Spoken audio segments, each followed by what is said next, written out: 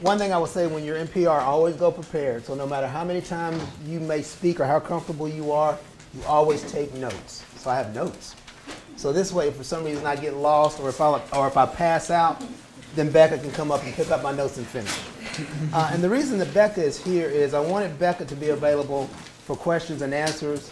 I'll answer some too, but some of you may want to talk to someone that recently graduated from college and ask her what that's like. I graduated from college so long ago, I don't remember. So Becca's going to answer some of those questions. But first, since we're in a classroom, and one of the things that Dr. Park didn't mention is I used to teach here as well. I graduated from here and actually taught here, and actually taught this class. I actually taught this class in this classroom. So this is really scary. And I'm trying not to remember the people, the bad people, and see if you're in that seat that means you're bad. I'm trying to overcome that. But since I'm in teacher mode, I want to start out with a quiz, okay? Because I know how much you all love quizzes. They're so much fun to take. So we're going to start out with a quiz. And this quiz is a listening quiz. And it is an oral quiz, because we're going to see how well you listen. How many of you listen well? Then this will be easy for you. But what I want to do is give you a sample question to see if you understand the rules or the instructions. This is an oral quiz. So I'm going to ask you a question, and I'm going to ask you to answer it orally. Okay? Everybody with me? Sample question. What color is this tie? Blue. You guys are sharp. All right, very good. So here's the first question. How many months have 28 days? 12. All of them. I didn't say how many only have 28. I said how many have 28. They all have 28. So far there are like 3 or 4 people that are passing, and the rest of you are serious. But you can make up for this. This is oral, so this is easy. Spell top. Don't be afraid. Okay. So I'll start with spell top. Spell cop. Spell hop.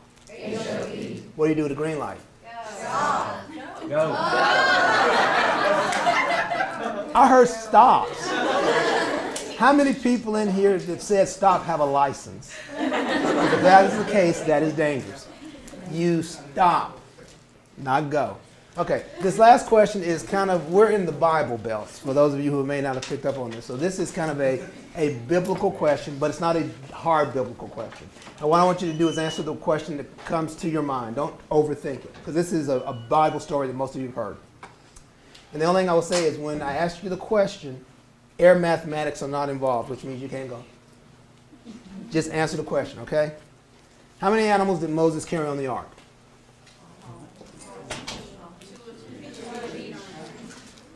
Okay, so far all of you are wrong. Oh, I know it's brilliant. Oh.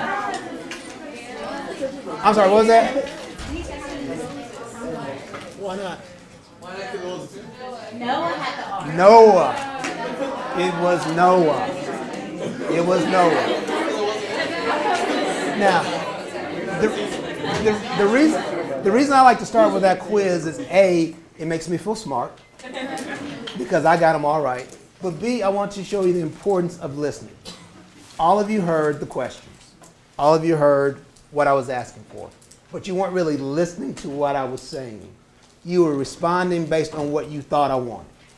If you're going to go into any form of communications, whether it's public relations, broadcasting, or whatever, if you're going to go into communications, you have to be able to listen. We work at a PR agency, and the most important thing for us to do is to listen to our clients' needs. If we don't listen, then we mess up. If we mess up, we get fired. If we get fired, she gets fired. Because I'm a partner, so I'm going to be okay. But then she gets fired. We have to make sure that we listen to what our clients need so we can help them reach their objectives. So that's basically why I want to start with listening quiz. Brief background on me so you know who I am. Ronald Roberts. I am from Gallatin, Tennessee, which is close. Went to school here graduated from here in 1984. Most of you weren't born. Don't say it out loud. I'm okay. Got my bachelor's degree in 84, majored in broadcast journalism. When I was in school here in broadcast journalism, I would not touch PR with a 10-foot pole because I was taught that PR were people that lied for a living and that basically were friendly people. Hey, you like me? You like me? That's what I believed. So I would have never thought about going into public relations. I have learned now that I'm in it that public relations is a very challenging science. And I'll get into more of that in a minute. But I graduated with an undergraduate degree in '84, got my master's in education in 1991. My first job was at a place called the Nashville Network, which back then it's not on the air anymore, but it was kind of the precursor to CMT. You know what CMT is? Well, it was TNN, and it was America's Country Home. I did not like country music. So my first job at TNN was as a staff assistant because I did not get internships. I'll talk about that a little later too. But once I was promoted from staff assistant, I became a production assistant. And part of my job as a production assistant was to transcribe lyrics from the artist. A lot of artists sang songs that they didn't know the words to. And so we would have to do cue cards. And so basically I had to listen, and this shows you how long ago it was. I had to listen on a cassette. Did anyone know what a cassette is? Okay. I used to have a cassette recorder, and I would plug in the tape, a cassette tape, and put on headphones and have to type all the lyrics to all the words to all the songs. Did not like country music, did not understand country music. And I had a hard time adjusting because things did not end in G. It wasn't swing or sing, it was swing. And so I'm like, what? That taught me the importance of communication as well because they weren't communicating with me very well. But I worked at TNN, left TNN to come here as Assistant Director of Public Relations. Again, at that point, I had no idea what public relations was because I majored in broadcast journalism. I wanted to be a sports commentator because I love sports and I love talking. So I thought that would be a natural fit. I did not know what PR was, but I loved writing. And the Assistant Director of Public Relations position was basically someone that was a reporter for the university, which meant I went to faculty, to different departments, to write stories about what was going on campus and work with newspapers and TV stations to get those stories published. So I loved that opportunity. So I came to work here as Assistant Director of Public Relations, did that for 4 years. Then I came to work here in the College of Mass Communication because the dean at the time wanted to bring in some people who had actually had practical knowledge and weren't just who came with practical knowledge and were a little different. And I've always been a little different. So I did that for 3.5 years and really enjoyed doing that. Then I found out about a position at Dive M Mall in Lawrence, which is DVO, where I work now.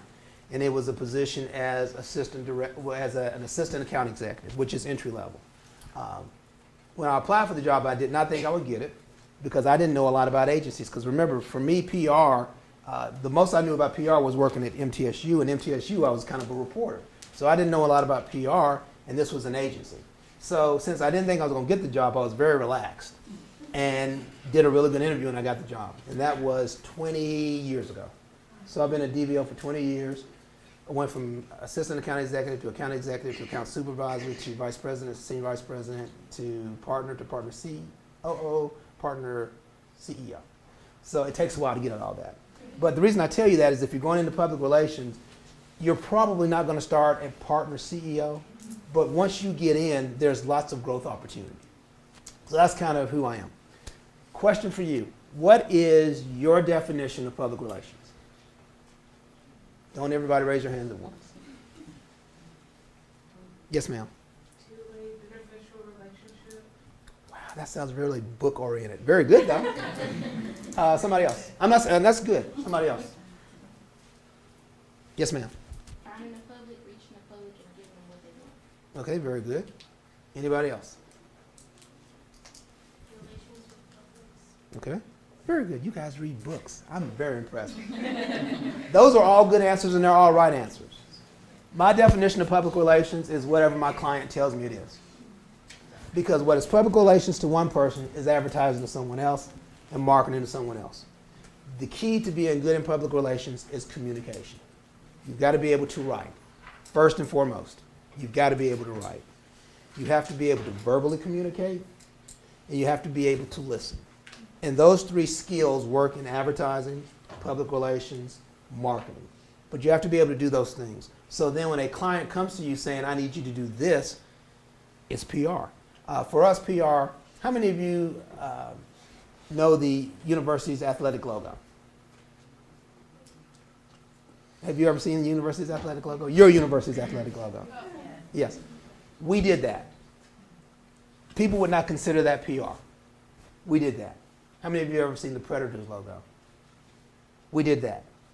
People may not consider that to be PR. How many of you have ever heard of Bonnaroo? We handle crisis management for Bonnaroo. People would not consider that to be PR. But all these things fall under the PR umbrella. So public relations is really what your client or your boss tells you it is, but you have to be able to communicate. And if you can't write, if you can't talk, if you can't listen, you're not going to be a good communicator.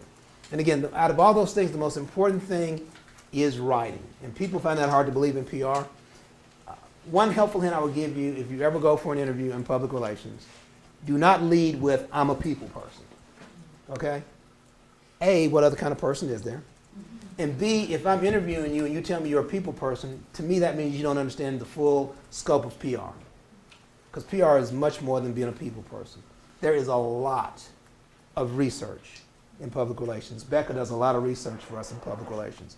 There's a lot of strategic thinking in public relations.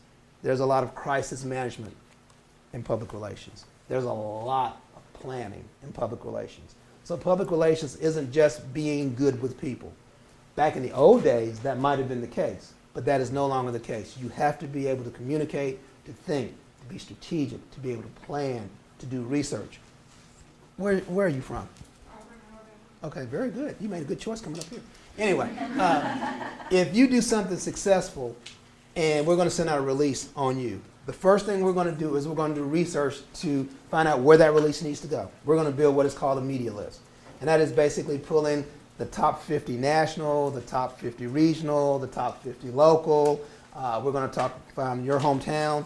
We're going to find the research on newspapers, TV stations, radio stations, bloggers, look for Twitter feeds. We're going to do all that before we even write the release.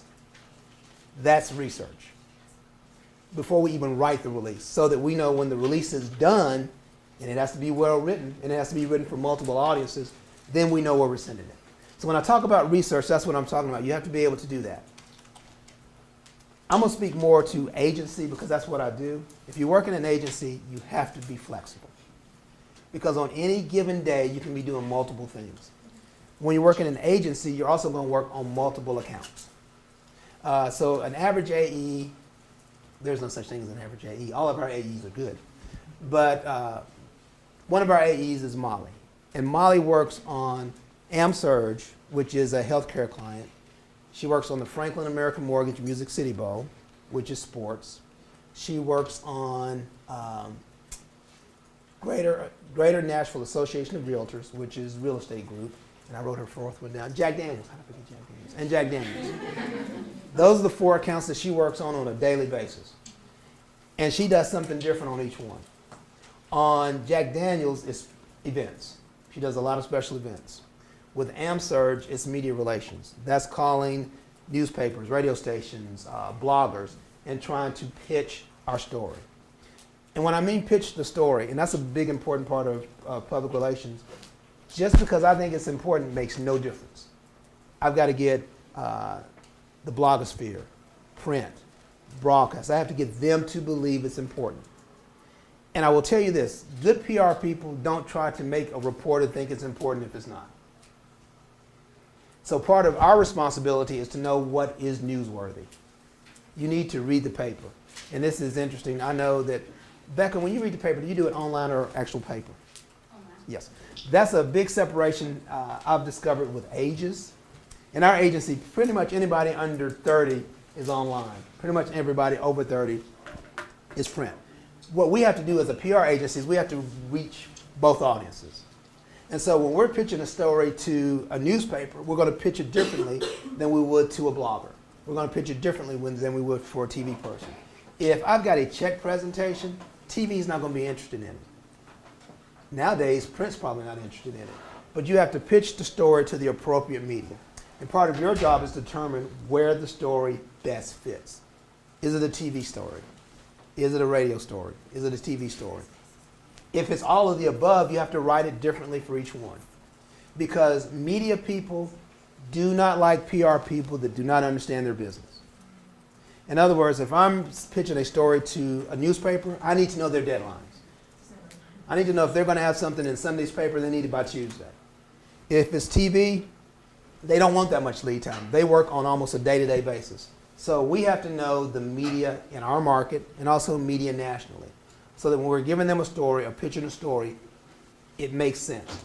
If I work at a TV station and I need the story by, most local stations have what is called assignment meetings at 10 o'clock, 9 or 10 o'clock in the morning, where they determine these are the stories we want to be covered for today. If I go to somebody at a TV station at 3 o'clock and I want something on the 5 o'clock news, after they laugh at me, they're going to hang up. And then if I call again, they're not going to take my call because they don't think I know what's going on. If I call a newspaper and I say, I've got a great story for you about an event that's happening at 6 o'clock tonight and it's 10 o'clock in the morning, same thing. You have to understand the media and how to work with them. And this is why PR is more than just being good with people. You have to understand your media. You have to develop relationships with your media. And you have to give them what they want the way they want it. When you do a pitch, you can either do it over the phone or you can do it written.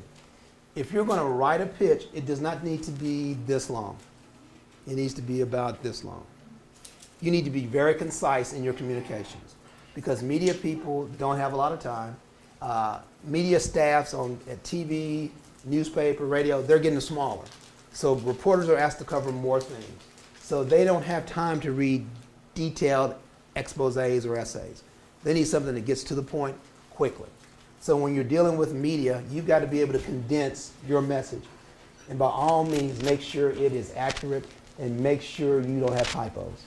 Because if you have a typo or if you misspell something in your release, then you don't look credible. And they're not going to trust you. There are some agencies that if you send in a resume or a cover letter and you have a typo, they will trash it. You may have a great resume. You may be the world's next PR guru. But if you send a resume or a cover letter that has a typo, it's tossed. It's just that simple. That is the policy. And the reason they have that policy is if I'm going to hire you to come work for me and you're going to help promote my clients, how am I going to trust you to promote my clients if you can't promote yourself? If you can't give me an accurate depiction of your talents and your skills, why should I hire you to do it for somebody else? So accuracy is very important. Being concise is very important. You want to do those things. But back to Molly and her schedule on her accounts. On Jack Daniels is special events. So on any given day, she could be working on a special event for Jack Daniels, making media calls for AmSurge, which is healthcare, writing a release for the Franklin American Mortgage Music City Bowl, and doing some client relations, dealing with clients on GNAR, Greater Nashville Association of Realtors. So when you work at an agency, you don't work on just one account one day at a time. You work on many different things. So when you're dealing with public relations, you really need to work on being flexible. You have to be able to adapt. You also have to be able to think quickly on your feet because our clients look to us to be able to do that. If there's a problem, if Becca and I are meeting with a client and the client has a problem, the worst thing I can do is say, Becca, what do you think? And then Becca says, I don't know, what do you think? I don't know, we got to figure out something. They're going to look at us and say, why are we paying you? A lot of times you get curveballs thrown at you.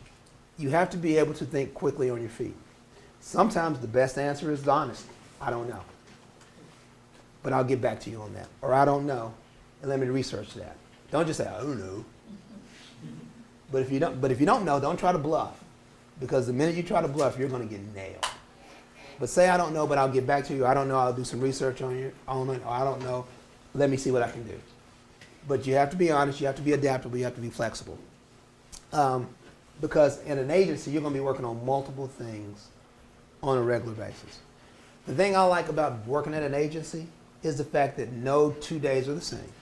Because on one day, Molly might work on all 4 of those clients. One day it might be 2.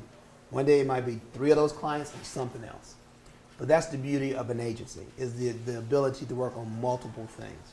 At least that's one of the things I like about it, because again, I'm kind of hyper and a little strange. What I want to do now is, and if you have questions as I'm talking, please feel free to ask, because I don't want to get boring, because a lot of times the more you talk, the more boring you get, and all of a sudden people start to go, or since this is one of those great times of the evening, like late in the day. It's like, oh man, I could be watching CSI or whatever. I wish you'd hurry up. So if you have questions or comments, please feel free to chime in. But what I want to do is kind of give you a couple of case studies on how PR can be different depending on what the client need is. I mentioned to you that we did the athletic logo for MTSU. And when we were hired to, they were looking at maybe doing a new name for the Blue Raiders and a new logo. And so the first thing we did is we said, okay, well, let's do some research. Because what they said to us, the one thing in PR is you always want to know what the client's objective is up front. And then once you know what that objective is, you work toward completing or meeting that objective.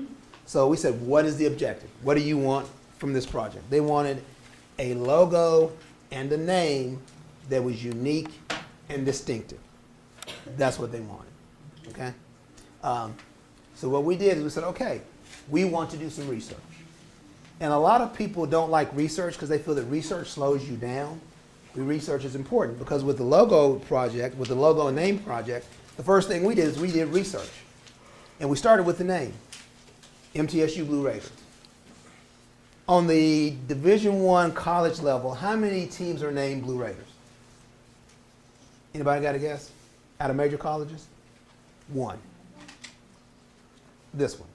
So if you want to be unique and individual, it's kind of hard to be more unique than being the only one.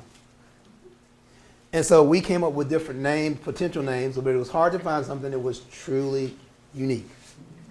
So we went back and we said, you know, if you want to be unique, if this is something you're really serious about, there's no other Blue Raider. There are Red Raiders, there are Raiders, but there's not a Blue Raider. So if you want to be unique, you already have that niche. And they're like, oh, well, it's okay. And plus, if you start trying to change names, people go nuts. And we let them know in advance that if you go down this road, we'll be glad to take you down this road, but people will go nuts. And so when we laid all that out, after we'd done research, they decided, okay, we're not going to change the name. That's kind of PR. Then we had to come up with a logo. And again, we had to be unique. And what we wanted to do is to try to have it tie into the university in some form or fashion. So if you don't know, it's kind of the Pegasus. So how did we get to the Pegasus? Well, first of all, how did we get to the Pegasus? And second of all, how did we sell it? Because you can come up with a great idea, but if they don't want to buy it, you don't have it. Well, the first thing we did, we came up with 3 finalists. We had the Pegasus, we had a Tiger, and we had a Patriot. The Patriot because of the military history of this part of the country. The Tiger because it's kind of the approach we went at it. It was a ferocious tiger that had a really sleek look to it. So something that if people saw, like, whoa. And then the Pegasus, because one of the biggest programs at this university is aerospace. And one of the things that this part of the country is known for is walking horses. So you merge the two. So those were our 3 finalists. And then we came up with looks for each one. The first one to be eliminated was the Patriot because it just didn't really stand out. Then it came down to the Tiger, and it came down to the Pegasus. With the Tiger, and again, this is when you do research, there were some of the committee, and also, usually in PR, you have a favorite. You can't say that. You won't, because the client has to make the decision. But you usually have a favorite. And our favorite was Pegasus because we thought it made more sense and it was more unique. But with the Tiger, but we had downsides to each one, but the downside to the Tiger is MTSU's colors are blue and white. Memphis's colors are blue and white. TSU's colors are blue and white.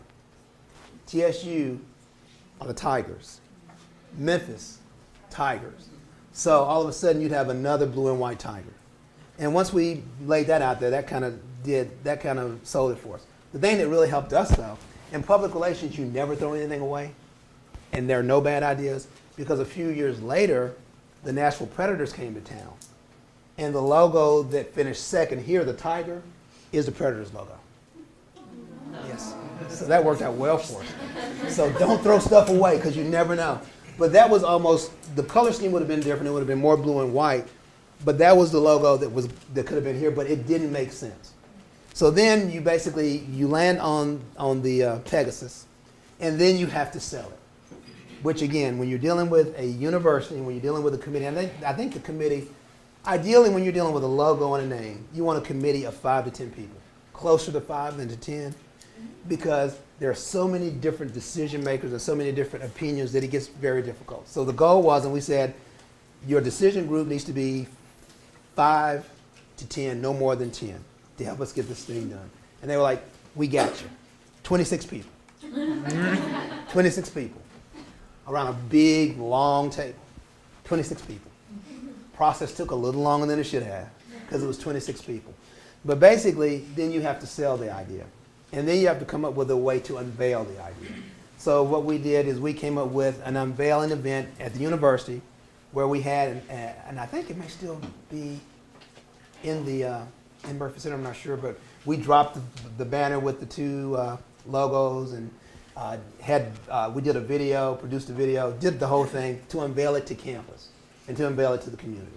So basically we went from having an assignment of a new name and a new logo to settling on a name based on research, to finding a logo, to selling it to the committee, to getting buy-in from the university, and then unveiling it.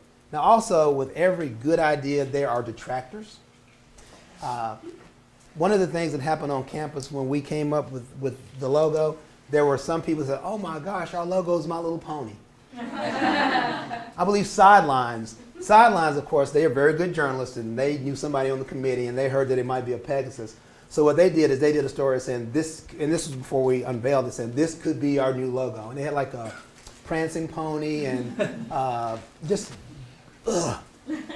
But part of being public relations is having a plan for worst case scenario, because we knew it was going to get leaked. We knew. We didn't know how or where, but we knew it was going to be leaked, and we knew somebody wouldn't like it and it would spread. And so one of the things that you have to do when you're dealing with clients or dealing with crisis situations is say, okay, we know it's going to come. We need to be prepared for it. And just because this side of the room doesn't like it, that doesn't mean these 2 sides of the room have to change. Basically, if you make a decision and it's a decision based on facts and research and strong findings, don't let this group, and this group looks like trouble, don't let this group change our mind. So we said that on the front end when we were coming up with the whole logo concept, don't let them change your mind. And so true enough, that happened. We were able to battle through it, and we moved on. So that's kind of one case study. And again, that's public relations. A lot of that doesn't sound like public relations, but that's public relations. Another case study is we do work for Bridgestone. In Bridgestone, one of the things they wanted to do was to deal with safety. And they really wanted to focus on the teenage audience, teenage young adult audience, getting the safety message across. One of the reasons they want to do that is because safety is important. Another thing, if you reach teenagers and young adults, you reach their parents.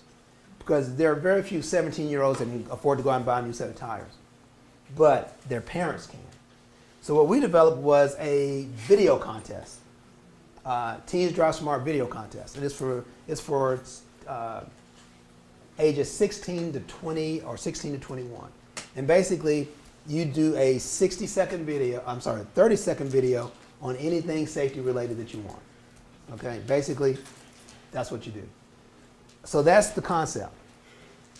That's not the PR part. Well, the PR part was we did help come up with the concept, but the PR part is what goes behind that. So, okay, so we're going to do a video contest. We have to research the rules and regulations. Then we have to figure out how we're going to launch it. Then once we figure out how we're going to launch it, how do we monitor it? And how do we drive traffic? Because we want it to drive, social media is the key driver of this. We want it to drive traffic to their site so that people will go to the site and look at the video. So what we did is we said, okay, we, being BBL and Bridgestone, we're going to narrow. Last year we had, do you remember the number? It was about 3,000 videos came in. Because scholarship, the winner gets like a $20,000 scholarship, second place gets $10,000. So a lot of parents tell their kids, you're going to do this video contest. But that's why we came up with the prizes we did. But I think we had close to 3,000 entries. And so what we had to do, DBL, our job was to narrow it from 3,000 to 30, which meant there were some poor souls in our office that were watching a lot of bad videos. But basically, we narrow it from 3,000 to 30. Then when we get it down to the top 30, we bring the Bridgestone group in, and the Bridgestone team makes the final decision. They narrow it down to a top 10. And this is all part of the PR process. They narrow it down to a top 10. Once we get the top 10, we let those top 10 students know you're a finalist. We put the top 10 videos on the site.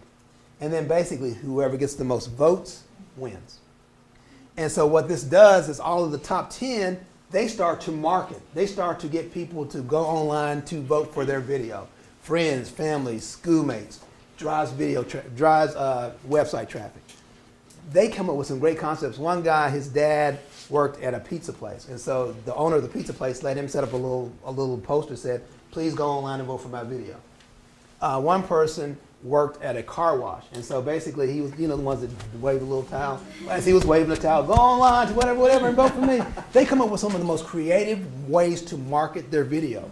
What happens is they drive traffic to the video site. And then basically the top 10 are all good enough to win. If they're not good enough to win, we don't put them in the top 10. So basically at that point, we're okay with whoever wins. Top 10 get voted on. We have a first, second, and third place. From a PR standpoint, what we do is, a few minutes ago I was talking about, like, if going to your hometown, going to your paper, your area. If we have if first place is California, we're going to target a lot of media toward California, and then nationally. The second place is Auburn, Alabama. We're going to target a lot of attention there. So what we do is we take the winners and use that as a way to generate media attention about the contest, which generates media attention about Bridgestone. And then last year's winner, and we came up with a really cool grand prize along with the money, but last year's winner, their video ran on the MTV Jumbotron in Times Square. Because one of the things we wanted to do is we wanted to find a national hook. It would be great to hit California, to hit Auburn, but we wanted a national hook. So when we were able to say on our news releases that the winner's video will run on the Jumbotron, Times Square, that got attention. And then the winner was there for when he's standing out like, oh man, and then it shows up. That's PR. That's PR. So those are two case studies on different ways you can do PR. Because again, it really depends on what your boss's definition or your agency's definition of PR is. But I want to give you just a couple of examples of kind of what PR is. At this point, I'm going to take a deep breath and a sip of water and open it up for questions. For me, if the questions are easy in general, I will take them. If it's anything really complicated or difficult, send those to Beth. Any questions? Yes, ma'am. First, is it easy or hard? Easy. Okay, I'll take that. I was going to ask you about the MTSU logo case. Mhm. When did you guys do the logo? I wish I should have known that when I started this. I can't remember. It's been a long time ago. Well, the reason I ask is because I just recently heard from a girl in SGA that they're taking the Pegasus off of the athletics logo now. So. Yeah, a lot of that comes from a logo, because we did the logo, the block, and the Pegasus. And a lot of, I know the football team was the first to say we really like the block MT. And one of the things we did for the logos, we did this thing called graphic standards, which is basically these are the different ways you can use a logo. That is in the university's graphic standards. If they choose to do that, they can.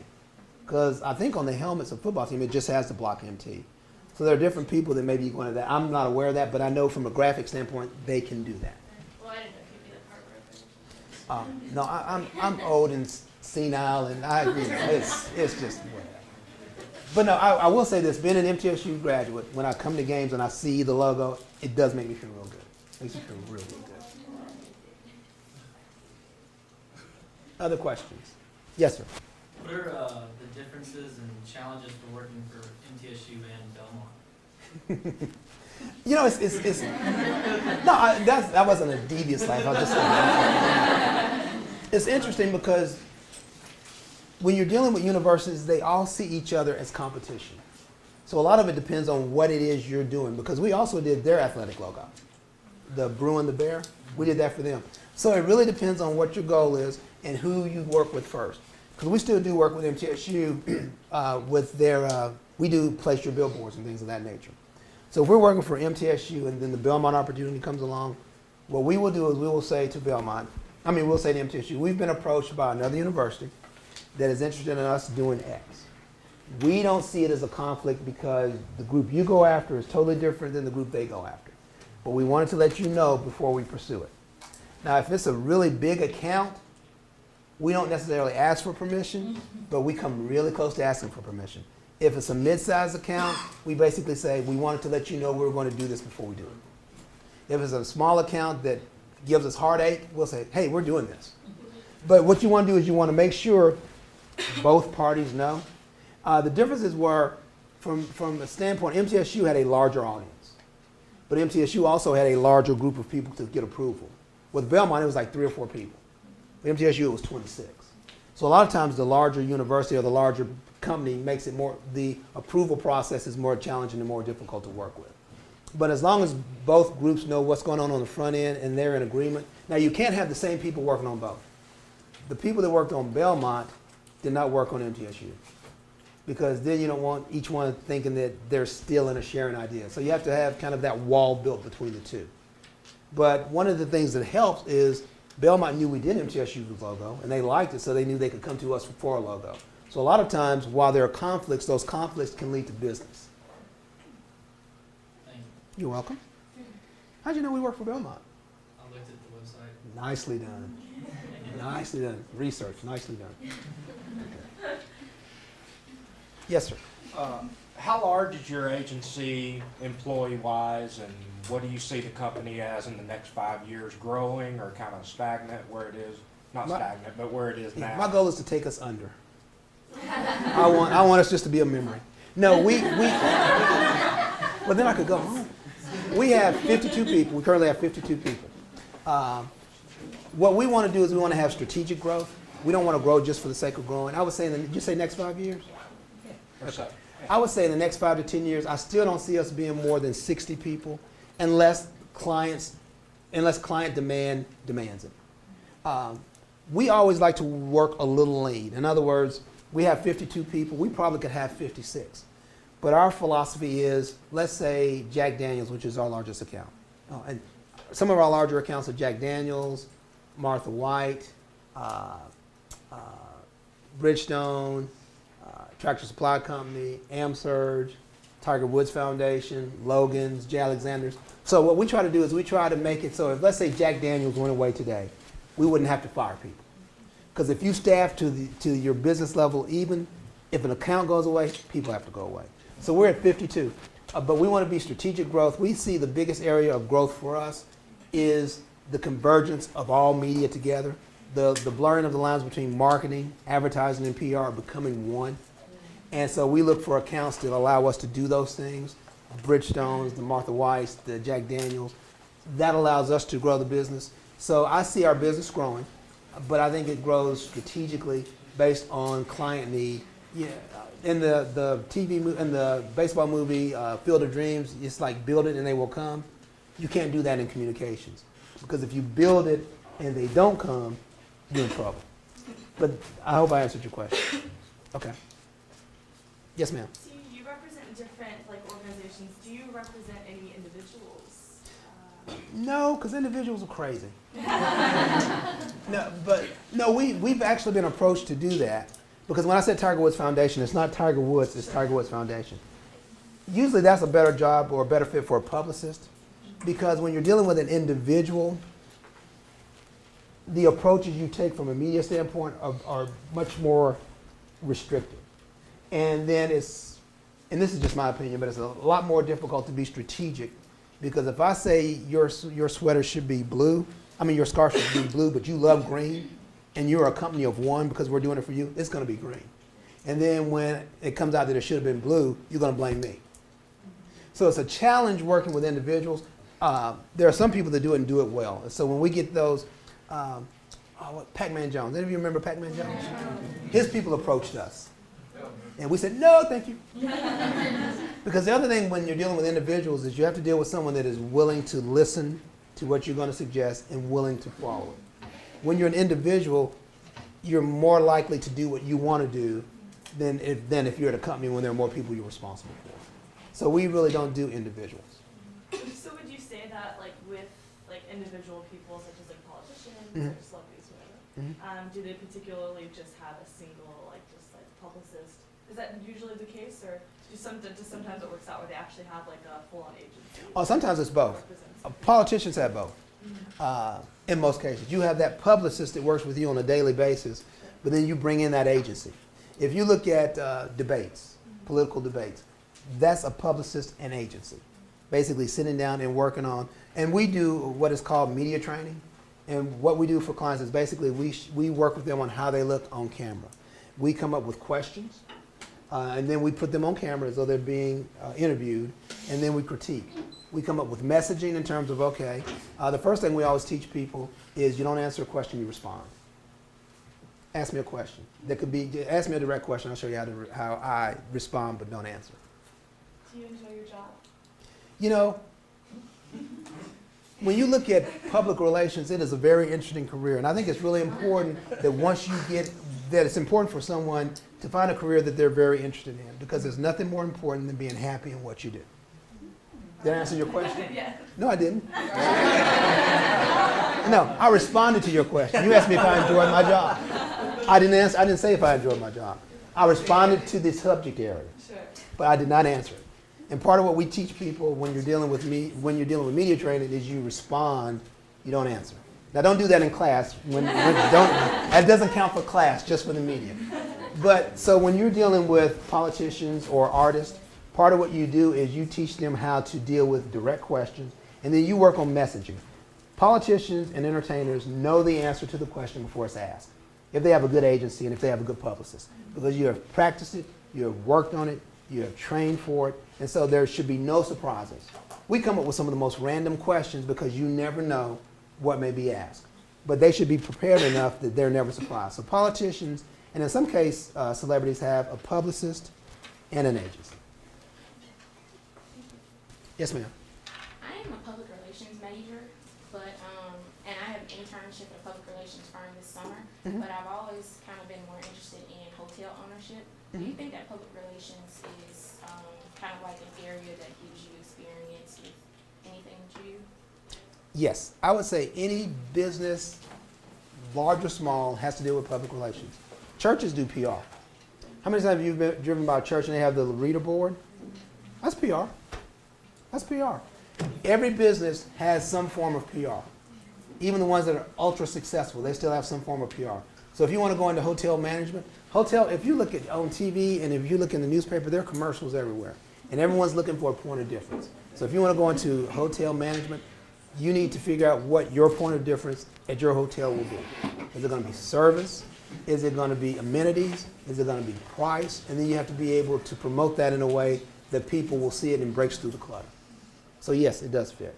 Did you have your hand up? Yes, ma'am. When you mentioned Bonnaroo, you just said crisis management. Is that all you guys do for Bonnaroo, or do the promoting of the festival itself? Just crisis. Okay. When someone dies, we jump in.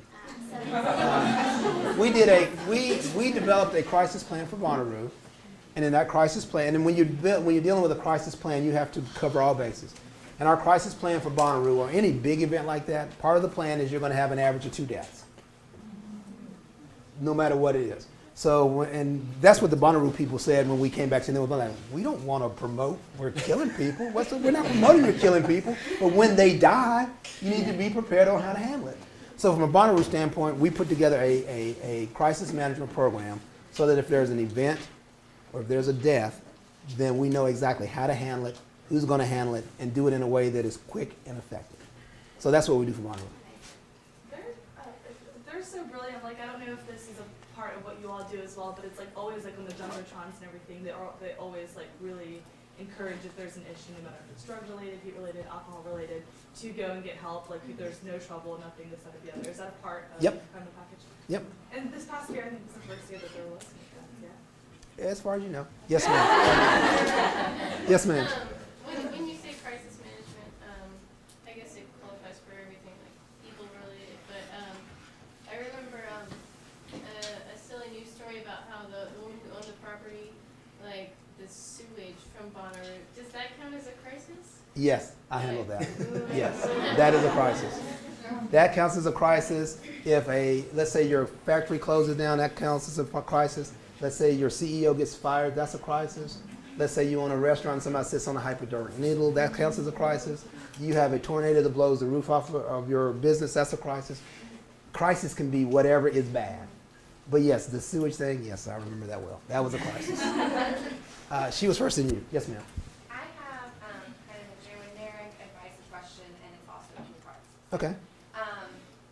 I know me and a lot of my PR major friends we normally do like one internship before we graduate, simply because we also have part-time jobs and we can't afford to do multiple unpaid internships. Mhm. And for me, that's been really discouraging because I have a lot of friends who are in PR at Belmont and they're graduating with 4 internships under their belt. So should that be discouraging, or what can we do to prevent that? And then also, I know PRSA has kind of been in the talks about if unpaid internships are ethical or not, and if that should be still continued, or if they should all be paid. So what are your thoughts on that? Okay, I'll go A first. It is discouraging, but it's an unfortunate reality because the more internships you have, when Becca applied for the internship at DVL, she had, how many internships did you have before you got? Just one internship. Okay, but you had some more experience. Yes. When I look at a resume for someone that's going for an internship, I want to see what you've done. You may have a part-time job where you're doing communications. You know, if you work for Kohl's and you're in customer relations, or if you work at a hotel and you're front desk. Find ways to take your experience and relate it to public relations. But it's so competitive because there's so many smart people out there, smart young people. It's very competitive. And the more internships you have, or the more solid internship you have, the better. And that doesn't mean big names. You could be working at some small newspaper. But if you're doing more, you could do more stuff at a small newspaper than you could at Coke. And so you may have a Coca-Cola internship where you made files, you filed, made copies, and made phone calls. And you could work at some small mom and pop furniture store where you wrote advertisements, where you helped with customer relations, where you helped with accounting. I'm going to look more at that than I am at Coca-Cola. But it is a challenge, and it is an unfortunate challenge. In terms of unpaid versus paid, I will put on my CEO hat first. I am looking for the best way to manage my business from a financial standpoint. So if I have we pay, but there are not a lot of agencies that pay. That's why we get a lot of applicants, because they find out we pay. We pay because we believe it's the right thing to do. But there are a lot of agencies that basically look at interns as free labor. And the way they will justify that is they will say that an intern does not have enough experience to justify me paying them because I don't know what they're capable of doing. I'm providing them an opportunity to gain experience that can help them land a job. So that's going to be a battle that's going to be long, because I think there are probably more people that don't pay than do. Again, we decided a long time ago that we were going to pay because A, it gets you the better candidates, and B, it is the right thing to do. But for everyone that does pay, there are 2 that don't. But again, it goes back to internships are very important. When I went to school here a long time ago, my goal, I had 2 goals. The first was to graduate in 4 years, and the second was to graduate with a 3.5. I accomplished one of those goals. I graduated in 4 years. But in order to graduate in 4 years, I didn't do real internships. I basically worked at sidelines. I worked at the campus radio station, which was great experience. When I was going for a job, they said, well, this is good, but what practical experience do you have? What commercial experience do you have? I had a very, very, very difficult time finding a job. My first job after college was an internship. And I was fortunate enough to get the internship at TNN because I knew someone that knew that I was looking for a job. But because I had no internships, I really had no option. So I know from personal experience the importance of having one. Because like I said, I graduated in 4 years, and my GPA wasn't bad, it wasn't 3.5, but I had no commercial experience. And nowadays, with the competition being as great as it is, you have to do something that sets you aside. I may have been too long-winded in my answer. I apologize if I was. But did I answer both parts? Yes, sir. So with you say you graduated in 4 years. So do you, like, I possibly may not be graduating in 4 years. You won't be alone. Okay, so that's okay, like in your eyes. Now, yeah, as long as you don't know, if you're like a 10-year student, I've got questions. But I think the average length of graduation nationally is about 6 years. So yeah, that doesn't mean slow up. But I'm not going to look at your resume and say, oh my gosh, it took him 5.5 years to graduate. He can't do this. Because there are some people that work their way through school. There are some people that go to school, leave, and come back. There are a lot of different reasons why someone may go longer than 4 years. There may be some people that really want to focus on what they're doing and they don't want to overload. So I don't really put a lot of emphasis on whether you graduated in 4 years, 5 years, or 6 years. I just want you to graduate. What looks better, graduate in 4 years or 3.5? To you.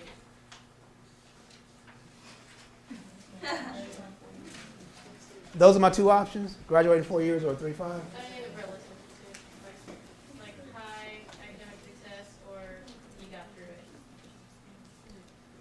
it. This isn't a cop-out, but it depends on what else you've done. In other words, let's say you do okay in school but not great, but you've had a job and you're involved in PRSA, you were a leader or an officer in a sorority or something like that. If you've done other things, and let's say you have a 2.7, and you've done those other things, or you have a 3.5, and you've just gone to class, nothing's wrong with going to class, but you've just gone to class, I'm probably going to look at the 2.7 and the things you've done to supplement that versus just the 3.5. So it really depends on what else goes with the grades. Yes, ma'am? Yes. So, education-wise, do you think it's all right just to have an undergraduate degree in PR, or should you go on and try further? All right. Because I've done research other programs, like, there's like only 2 or 3 other places that This is a tricky question. And this is just one person's opinion, okay? So this doesn't make it right or wrong, it just makes it my opinion. I have a master's in education, and I am very glad that I got my master's in education because I wanted it, and I thought it would make me a better person, and it has made me a better person. But did it help me land any of the jobs I have? No. But I wanted to do it, and I did it, and it has helped me be more well-rounded. Going to get an advanced degree, one person's opinion, but getting an advanced degree in communications, if you want to go into PR, is not going to guarantee you a better job, in my opinion. Because let's say you come to me with an advanced degree, which again is great. She comes to me with a bachelor's, but experience. I'm going to go for the experience. Again, that doesn't mean it's wrong. It really is a choice on do you want to do it to be a more well-rounded person. I love school. I'm weird that way. So, if I had it all to do again, knowing that it didn't help me get a job, I still would go get my master's. But I don't think that getting a master's or a graduate degree in PR is going to make you more marketable in most instances. Now, again, there may be other people that disagree with that, and they could be right. That's just my opinion. Because I know when I'm looking for someone at DBL, I want someone, A, that hasn't been arrested or killed anybody, but B, I want somebody that has had some experience, because that shortens the learning curve. So that's what I'm looking for. And again, I'm just a focus group of one in this particular thing. You, then you, then you. Yes, ma'am. When you said what you thought a candidate should have when you're looking through the resume and what you think they should have as far as hiring, but when they're in the office, what do you look for, and how likely are you to hire an intern after they graduate? I'm very likely to do that. And the reason I would say that is because, A, I know they've got time. As a matter of fact, our intern program, we hire people that can give us 40 hours a week. And so most of our interns either are recent graduates or they come to us in the summer. Because it's very difficult in an agency to, if you've got a project that's due on Friday and you work Monday, Wednesday, and Friday, then you've lost 2 days of that week. So for us, we try to hire full-time interns. So we get a lot of really good interns that have graduated. Isn't that you? Yeah. Yeah, we get a lot of good graduates we get a lot of good interns that have graduated. So we're very open to that. So how do you maintain your 52 to 60 range? Basically, we don't have a lot of turnover. Most of the people that leave our agency either go to work for a client, because I will tell you, corporate public relations pays a lot more than agency PR. So we may lose some people to corporate, or we may lose some people to relocations. Their spouse moves and they have to move too, but we don't have a lot of turnover. So basically, and usually if we have promotions, we tend to promote from within. So that's kind of helps us keep a limit on where we are. Okay, I think you were next. I was just wondering, because you said you graduated a little more recently, like, when you're first starting out in PR, like, what kind of stuff do you actually do? Like, what responsibilities do you, like, really have? Ooh, I want to hear this. Everything. Like he used Molly as an example, and Molly has 4 accounts. Well, as an intern, anyone in the agency can ask you to do anything. So at the moment, I'm probably working on 7 different accounts doing things. And you can do, they'll ask you to do anything from building a media list to writing a press release to doing research. You do it all. So I would say everything. I think they are very good at letting us, they know why we're there. We're there to learn and we're there to get experience. So they allow us to do anything and everything. Somebody was, yes ma'am. I was just curious what other experience did you do besides the one internship? Yes, I had one internship, but I wanted to give y'all this advice. When I was in school, I got really involved, particularly one campaign that I went to the University of Alabama, just to clear that up, and we had a campaign. It was called Less Than You Think, and it was an anti-binge drinking campaign targeted at college-age students. And as you know, that sounds really difficult to tell people not to drink too much in college. But we took on the challenge, and it was me and 13 other students, and we ran ourselves. We ran our own PR campaign, and we worked for the Century Council, and we got Shaq to film our PSA for our. So it's just, you have to get involved, is what I would say, is because that gave me the most experience. And like she was saying, you have a part-time job, and I did too in college, and you don't have all the time to give to an internship. So that's where being involved in PRSSA and any classes that give you experience, any outside that PRSSA is, giving to you, take those opportunities and any chance you have is where I got all my experience, was from within the school, PRSSA, and the community. So, So how many places did you apply for internships, and did you apply more so in your area, or did you apply like nationwide? I can't even tell you how many I applied for. I applied application after application. I can't even tell you. But I will say I'm originally from Birmingham, and then I went to school in Tuscaloosa. So Alabama was home to me, so I started there applying, and then I always knew I wanted to go out of state. It's really, knowing where you want to go. And I didn't know which state at the time, so I did apply everywhere, mostly in the Southeast. And then I landed in Tennessee. And I'm glad that I did. But yeah, I can't tell you how many resumes I sent out and talked to different people, and I think there's nothing wrong with that, getting your name out there.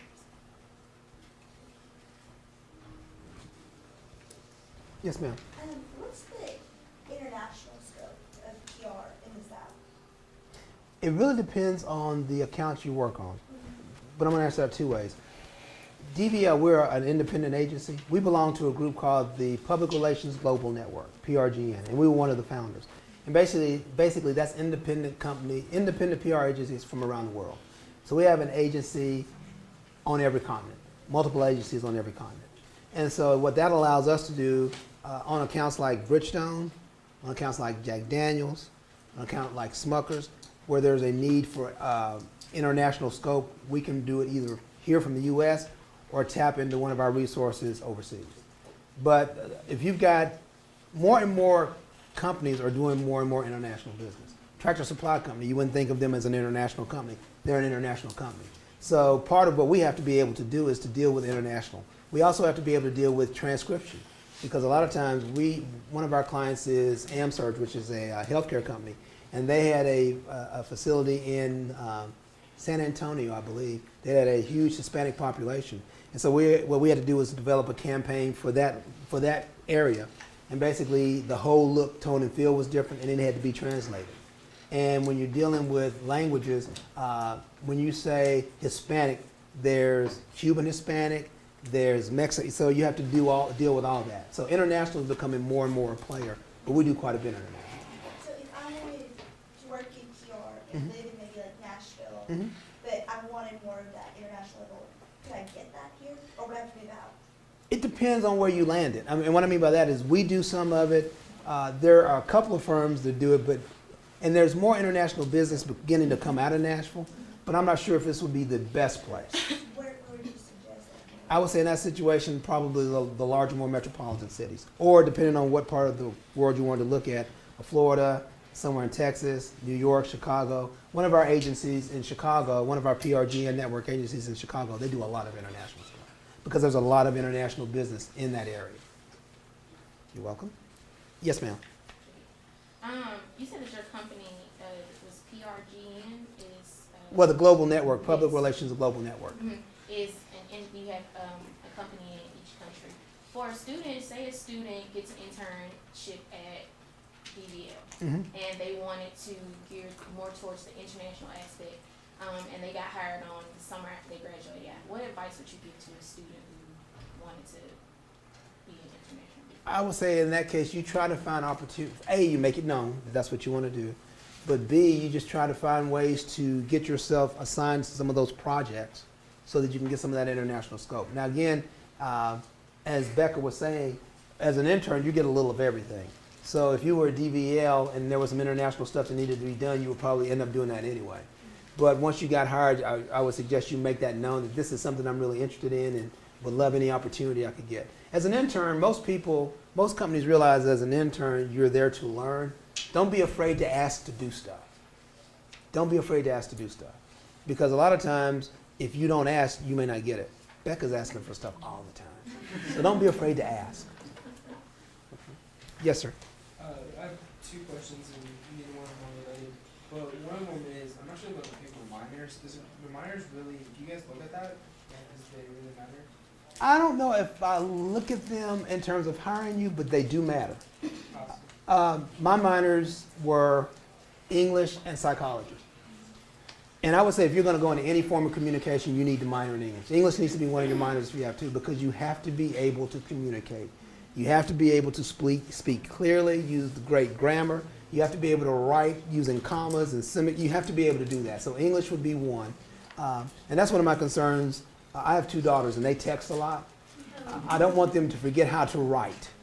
Because if you go into an interview and you start using those abbreviations you use in a text, we will eat you up. So English would be one. For me, psychology is important because a lot of public relations is mental. We're trying to get ahead of our customers. We're trying to get ahead of our clients. We're trying to get ahead of the community as a whole. So for me, those two made sense. Marketing, and a lot of it depends on where you go to school, what you can minor in. Marketing is a good minor if they will let you minor in that, because the two are so closely related that marketing is a good option. But that would be the ones I would list off the top of my head. Let's see, she was further than you. Sounds kind of like what he was saying. What do you think about having pretty fluent in a second language? Does that help you? Oh, yeah. Do they like that? Yes. And then, you're saying having English is a minor, but if you chose to not go that route, but you had classes and maybe some communication, if you just looked well-rounded, had minors in other things, that you had that experience. You would be fine. would that still The key is to be well-rounded, and the key is to be able to communicate. To me, and what I did, I've always been a planner or a plotter, depending on how you want to look at it. When I was at MTSU, I had to have two minors. One of the reasons I chose English is because general education, you have to have 12 hours of English anyway. So basically, I was going to have to take 12 hours no matter what. Then to finish up my minor, I didn't have to take as many more classes, which gave me a chance to take more classes that would make me more well-rounded. Yes, ma'am. I was talking to my advisor earlier today, and I'm still confused about exactly what minors are at, but I asked her about African American studies. Do you look at that, showing that you know information back? Say, for an example, a company comes to you, like, you want to reach out to the African American community, and you can be like a specialist of a certain culture. Do you look at that or anything? I look at it, but you have to be careful that you don't get so pigeonholed into a specialist that if you're going to an agency that does a lot of things, but that's not one of their specialties, that they don't look at you. That would be one of those things, going back to what you were saying about being well-rounded. And again, this is my opinion. I don't know if I would make that a minor unless I wanted to do just that. But if you want to go into communications and have that be a part of your communications, maybe you take some of those classes as electives to go with an English minor or a marketing minor, because that really can limit you. Okay? Yes, ma'am. Did somebody, you and then you. Not much, because now I'm old. And see, so once you get old, you don't have to travel as much. A lot of it depends on the account you're on. A lot of our account executives travel quite a bit. Well, when I say quite a bit, Jack Daniels, there's a lot of travel because you're working with distributors and you're working with marketing reps in different parts of the country. If you do crisis, which I do a lot of crisis, you travel. If there's a lot of times if there's something bad, I will go there to handle it. With Bridgestone, sometimes there's travel because they have a lot of different meetings and things of that nature. So it really depends on the accounts that you work on because there's some accounts where there's no travel. But a lot of times the larger ones, we work with a group, Tex Americas, which is kind of like a Chamber of Commerce group in Texarkana, Texas.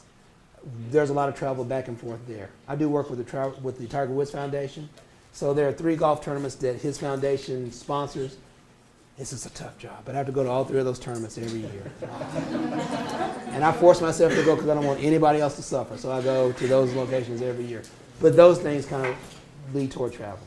Okay, you and then you. Yes, ma'am. What's the length of an internship at your company, or is it all the same for? It's usually a semester.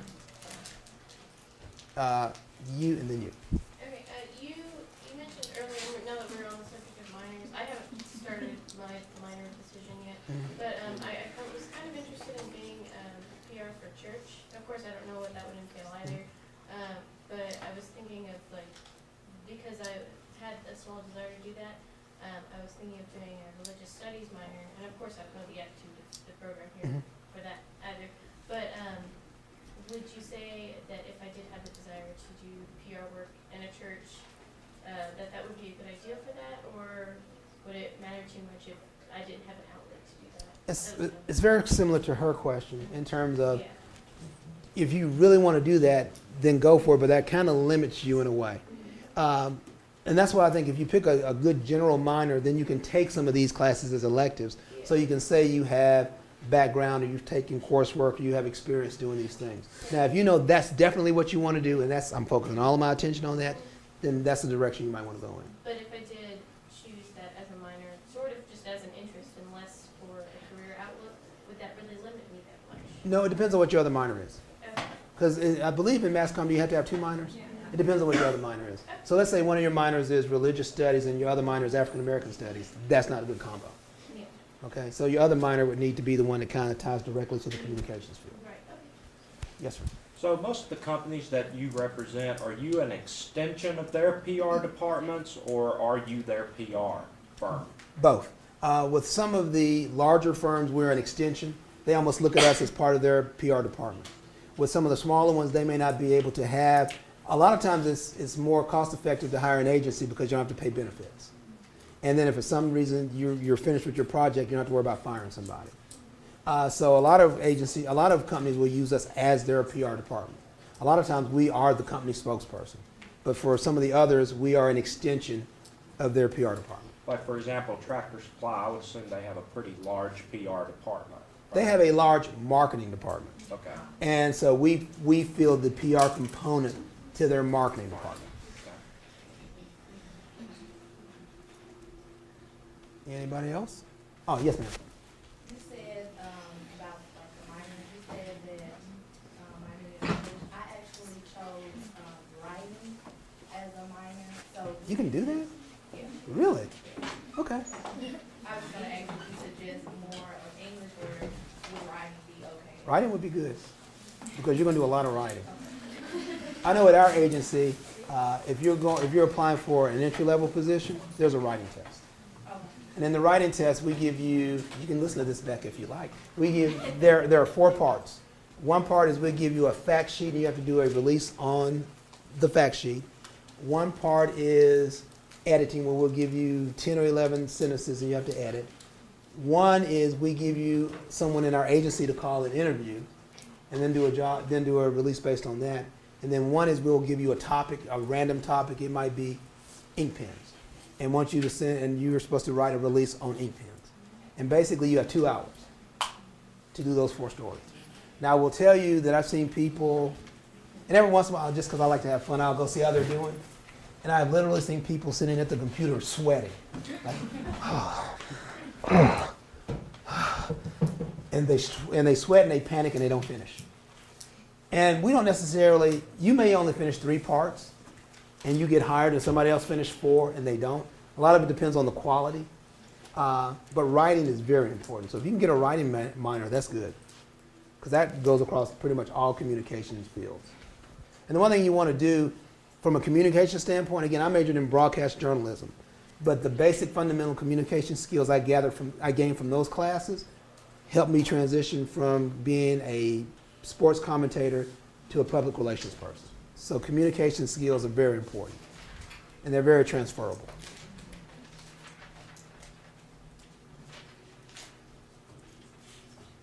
Yes, ma'am. That being said, what you just said you majored in broadcasting journalism Mhm. and how it helped you, but from the PR agency perspective, were they skeptical of hiring you with that major, or were they just like on board? You know what I mean? They weren't that excited to see me. We weren't public board. But at our agency, we've hired firemen, chefs, PR majors, human resource majors, county majors. We don't focus as much on the major as we do on the experience. So the fact that I had experience in communications was why I was hired, not necessarily the major that I had. So it really is based on the experience more than the major. But if you're in that communications field, they know that I had at least a basic knowledge of communications because I majored in broadcast journalism. So don't get too caught up on the major. But make sure, again, if you want to go into public relations, major in some form of communication. Because the more experience you get across platforms, the more marketable you will be.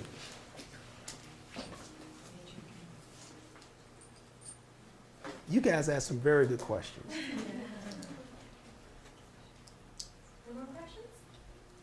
Okay. Oh, we have one more. Yes, ma'am.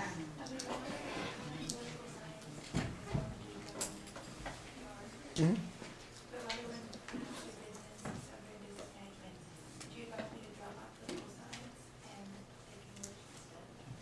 Ooh, political science is a good minor. That's a good one. I don't know if I would necessarily suggest you drop that because you are getting some English back. What would your other major be? I mean, your other minor be political science, and what would the other one be? Okay. Those are not bad. You might want to talk to your advisor and see what they think. Because that one, because I do believe that, and again, this is my opinion, I think having a communications type minor to go with one of your other minors is the way to go. But that would be something where you really should talk to your advisor. And advisors are very important. You should have one that is assigned. Use them. Use them. Ask them questions. When they go in and see them and say, what should I do here? What should I do there? But take advantage of advisors because that's what they're here to do. And they can answer a lot of those kind of questions. Don't try to figure it out on your own. I know you all are smart and almost brilliant and all that stuff. But don't try to figure it out on your own. Go to advisors because they can be very helpful. Okay, we really appreciate your taking time out of your busy schedule